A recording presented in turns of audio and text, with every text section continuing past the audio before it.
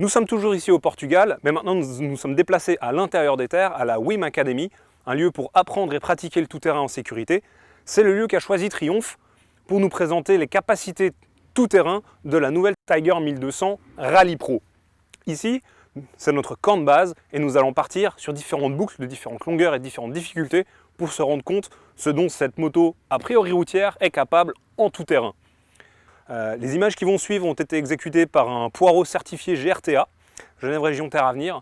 Ne répétez pas ça chez vous, à moins de ne pas avoir peur du ridicule.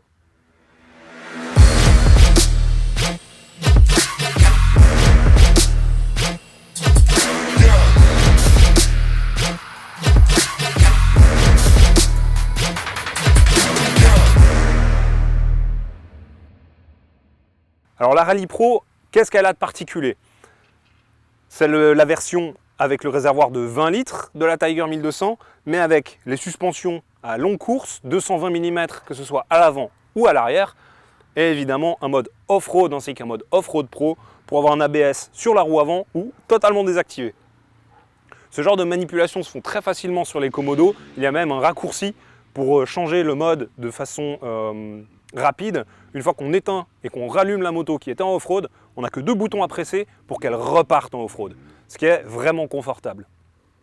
Maintenant, j'aurais aimé vous faire un compte-rendu en roulant, mais j'étais tellement concentré à regarder où je vais et à ne pas verser la moto, et bien je me permets de faire ce compte-rendu ici, au bord du lac, avec la petite plage de la WIM Academy en arrière-plan.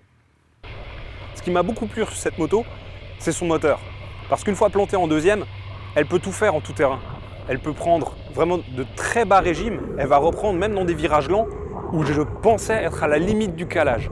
Avec un rien de frein avant et de frein arrière pour ralentir la moto au maximum dans un virage serré, je n'avais même pas besoin de débrayer pour que la moto reprenne en sortie de virage.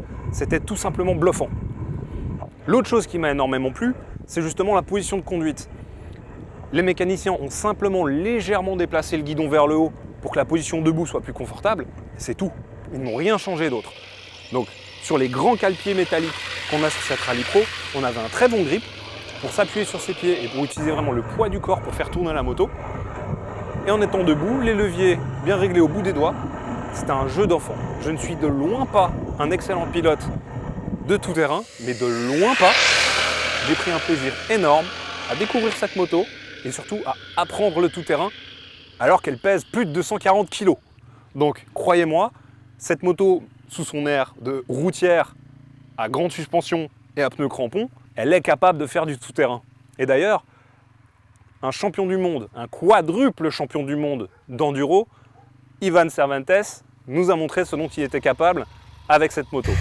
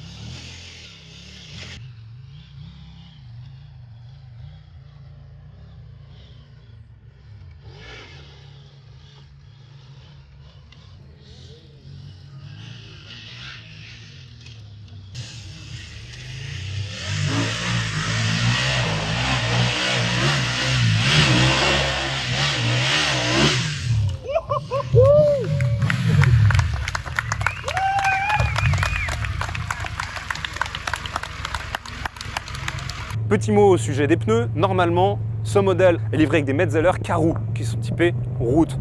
Ici, Triumph a décidé d'équiper la moto de Michelin Anaki, qui sont les pneus terrain recommandés dans le manuel d'utilisateur. Ils ont parfaitement rempli leur office. Je n'ai pas eu de mauvaise surprise en tout terrain et j'ai largement suivi le rythme sur la route. Quoi de mieux au final qu'une moto polyvalente qui est capable de faire ces deux exercices. Que ce soit la GT Pro, la GT Explorer, la Rally Pro ou la Rally Explorer, elles seront livrées d'ici fin mars chez les revendeurs Triumph en Suisse.